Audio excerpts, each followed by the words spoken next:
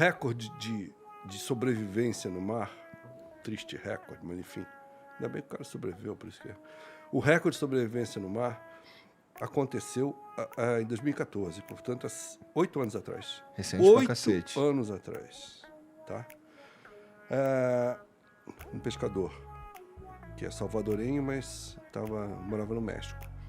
Esse cara ficou, vocês vão rir, tá? Esse cara ficou 14 meses no mar à deriva, sem água nem comida. 1 ano e 2 meses. Exato. Isso aconteceu há 8 anos atrás. Já tinha satélite, GPS, Pô, eu não lembro. Tu lembra de ter lido esse vídeo, notícia? já tinha tudo. Não. E não acharam o cara. O cara foi dado como morto logo depois. O cara atravessou a deriva da costa do México até as Ilhas Marshall, que é o Pacífico Sul. Atravessou o Pacífico inteiro, a deriva. Não tinha vela, não tinha nada. Só Ele tinha estava em cima do quê? um barco aberto de fibra de vidro, canoa. Usavam para pescar.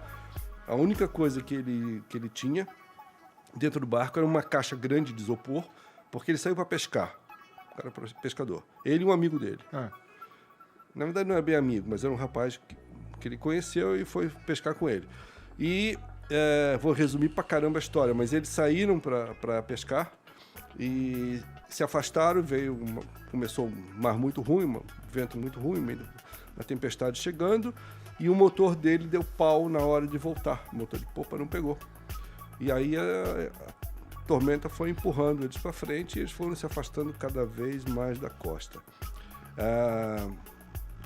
Não me lembro mais, mas alguns meses depois, 3 ou 4 meses depois, o cara morreu, o amigo dele morreu, porque o amigo dele não conseguia engolir praticamente nada do que eles conseguiam capturar para comer. Então ele morreu de inanição. Mas ele continuou, cara. Ele continuou sendo levado pela corrente. Mas o que mais me impressiona nessa história é assim, há 8 anos atrás, com todos os aviões que passam em cima do Pacífico, satélite, a NASA, né? Ninguém acha um cara no mar.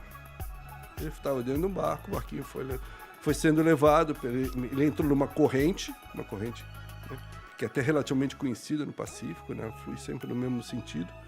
E ele foi sendo levado. 14 meses depois, 434 dias, uma coisa assim, por obra da natureza, ele foi dar numa ilhota lá. Esse cara, e aí nessa ilhota tinha um casal, tinha um casebre, tinha um casal, e ele chegou lá. Ele estava surpreendentemente bem para quem passou todo esse tempo no mar. Peixe faz bem, então, hein? Então, mas na verdade o que ele sobreviveu graças à tartaruga. Tartaruga? O que mais se alimentou foi tartaruga. Era isso que é. Pois é, porque a tartaruga é relativamente fácil de você capturar, porque ela sobe para respirar, ela fica na superfície, né? E ela é lenta. Então, se você tiver uma certa habilidade, você consegue puxar uma tartaruga, desde que não seja muito grande, para dentro do barco. E a tartaruga foi a principal fonte de alimento dele, porque a tartaruga, além de dar carne, o sangue também hidrata. Exatamente. E é um baita alimento. Então, a principal fonte de alimentação dele era uma tartaruga. Mas é claro que ele foi desenvolvendo umas técnicas, né? Então, ele passava a pegar resto da carne de tartaruga e deixava num canto lá do barco e começou, em determinado momento, a começar a pegar aves também, que pousavam no barco. Isso acontece muito no oceano, a ave vem e pousa para descansar. E aí ele começou a também se alimentar, variar a dieta dele com ave, né? Mas ele contava aqui. A hora que você pega uma ave, tira a pena, não sobra nada, só sobra osso. Mas enfim, esse cara ficou 14 meses nessa situação, só bebia água quando chovia. E ele usava a caixa de isopor, que era uma caixa grande, para dormir. Ele entrava dentro da caixa para se aquecer, porque ele estava num barco aberto, que era uma canoa, uns 7, 8 metros de comprimento. Então,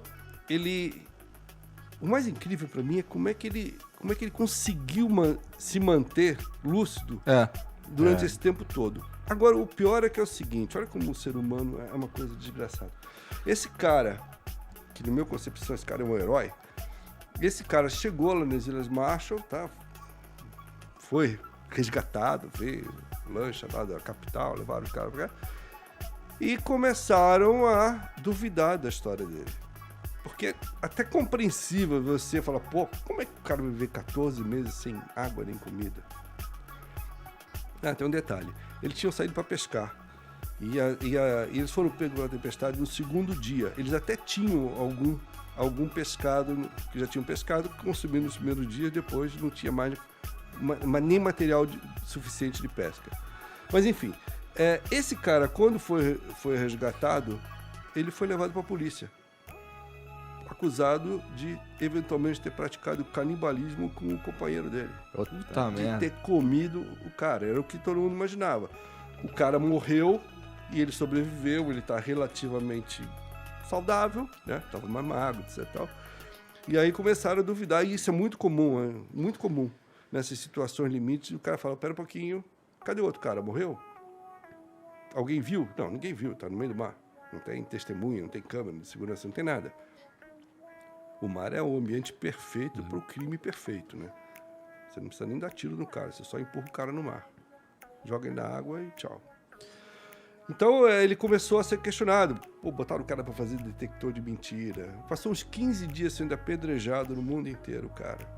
E o cara era um humilde pescador. Mas parece que tem um negócio aí na justiça, não sei se isso é para todos os países, mas em situações extremas, você não pode ser preso por ter matado alguém para sobreviver.